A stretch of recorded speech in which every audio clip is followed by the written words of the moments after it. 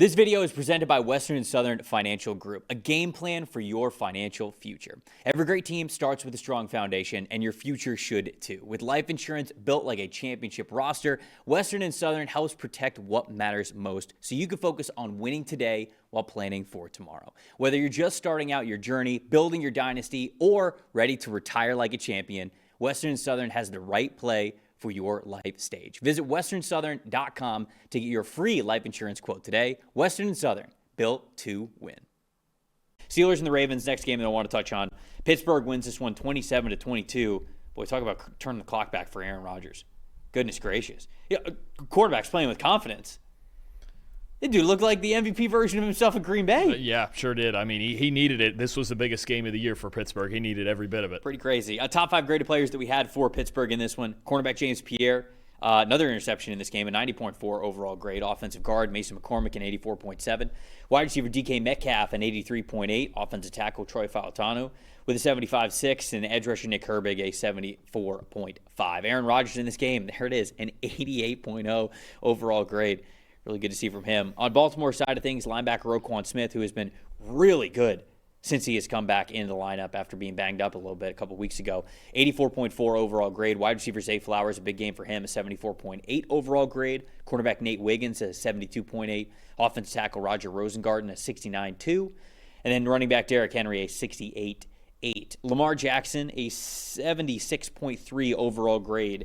In this one. Dalton, what was your stat that told the story?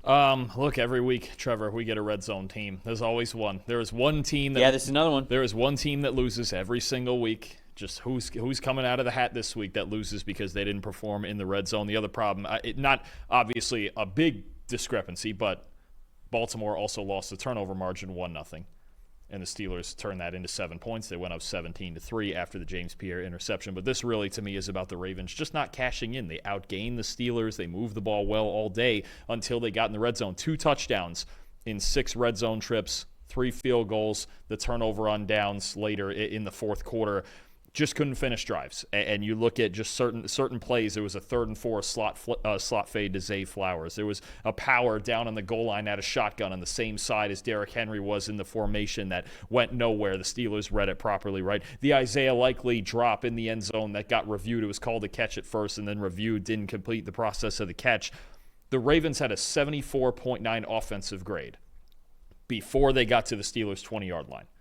Once they got in the red zone, 52.2. Yeah, That's really what this comes down to is they had several opportunities, including 3 in the fourth quarter, plus another drive, the very last drive of the game when they at least got to the Steelers 30. And I have an issue with that last drive too because from there being 1:52 left on the clock down to 47 seconds on that last drive, the Ravens ran 3 plays in a minute and 5 seconds. Yeah, there was just no urgency, especially when they had a holding call on the very first play. Who was on the call in that game? I can't remember who it was. Was it Eagle and Watt? I don't remember who it was actually. I can't remember, but whoever it was, and I'm not. Oh no, wasn't it? Was it Jim and Tony? Might have been Jim and Tony actually. It might have been. I think it was. Whoever was the color commentator in this game was like, "Yeah, you don't need to worry about time," and then all of a sudden it got to like 40 seconds. They're like, okay, like now you need to worry about time. They ran 3 plays. Yeah, they ran 3 plays down a touchdown at their own 20 with a minute and 5 coming off the clock. They ran 3 plays. Yeah, you can't do that. That's a poor team. It just this entire Ravens offense, red zone or even other games in the open field. We saw this last week too. It just doesn't look like it's put together. It's clunky. The run game has not been as good. Clunky is a really good word for the Ravens this year. Yeah, I mean, the offensive line is average. We call it average. It's probably in that mix. But it's not what it used to be. Yeah, I mean, I would say maybe below average. I think their interior offensive line play is not good. Derrick Henry is not what he was last year. No, just he's not the same guy running the ball. Nope. And Lamar Jackson does not look 100%. Nope. He looks like a guy playing through injuries. And he was good. He was their highest graded offensive player in this game. But it's not the Lamar Jackson we're used to seeing. And I think it was because it was a lack of mistakes from him that he grades really high. It wasn't necessarily the ceiling. My most disappointing part in this game out of all of it is on the outside, we're back to Zay Flowers is all they have. Yep. Zay Flowers had 124 yards. The rest of the team had 95 receiving yards, and there wasn't another individual with more than 25. Yeah. I mean, they just paid Mark Andrews a bunch of money in a 3-year extension. It wasn't a good game for him. Where is it? Likely with the ball in the end zone. Where is Bateman? Where is Hopkins? Well, Bateman had the big drop in this game. Yeah, I mean, these other guys, they cannot just be Zay Flowers. Because this is what we used to complain about was, okay, there's no depth with the Ravens receiving core. Lamar Jackson isn't playing his A-plus game. The run game isn't what it was. That's clunky. Just feels like every time I watch them, I go, there doesn't seem to be the flow that it used to have. Remember the Ravens offense really used to flow, and it was like one concept, went into the next, into the play action, into the 12 and 13 personnel and everything. And it just looks like play to play. I'm not sure what they're trying to accomplish. And then the execution in the red zone in this game is really what killed them. And it's not just in this game either. Ravens have a 44.9% red zone percentage. Dalton, that's 30th in the NFL this year. You don't finish drives in the NFL, you're going to lose. Yeah, they cannot finish drives. And that's just a major Achilles heel for this team. On the Steelers side of things, Rodgers was incredible. 90.1 overall grade, 87.5. Well, that was his overall grade. Passing grade was an 87.5 overall passing grade. That was the highest single-game passing grade since Week 17 against the Minnesota Vikings in 2021. You win the MVP that year? Yeah, because he won in 21 and 22, right? 2020, I think he won it. I think it was 20 and 21, I'm pretty sure. I thought it was 1 and 22. Because then it was Jets, and now with the Steelers. Maybe you're right. Was he coming right off the 2 MVPs? I thought he was. Let's see, now I'm going to look at it. Now I got to know. I'm pausing the show because we got to know this. I could have swore he won it in 2020. I thought it was 21 and 22. No, maybe he wouldn't have been coming off the MVP. It was.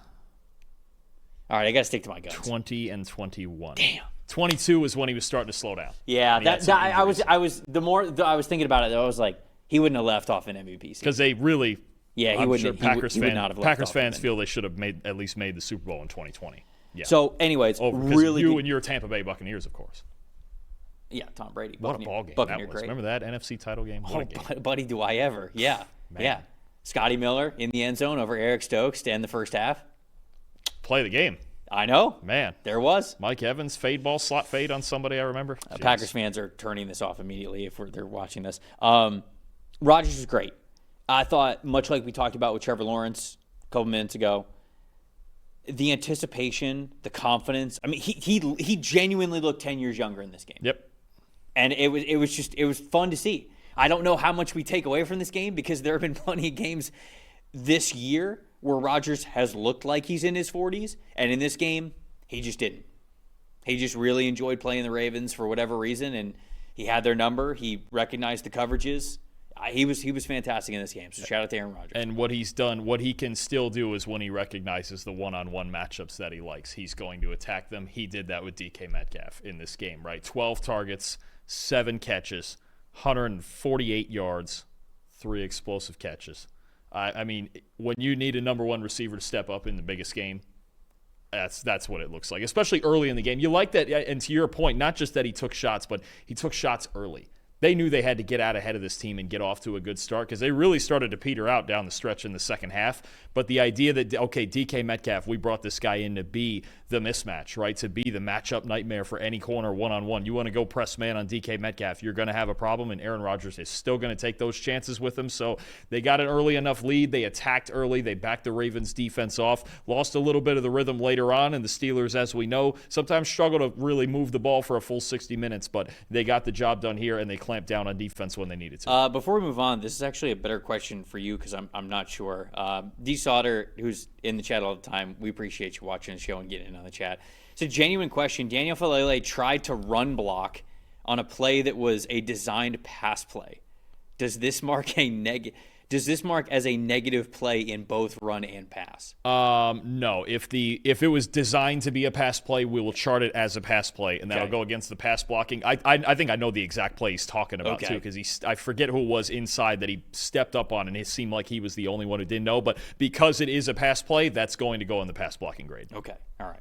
So does he get a A mental error like that Yeah. is usually on that -1 range in there. It's just like, okay, you either forgot your assignment or even things like if you just completely just whiffed a stunt pickup, like just never saw it or something. That's usually about in that -1 range. Gotcha. Anything else on this one before we move on? No, big divisional win for the Steelers. And the Bengals lost. So that's sorry guys behind the glass, but Steelers are in a good spot also.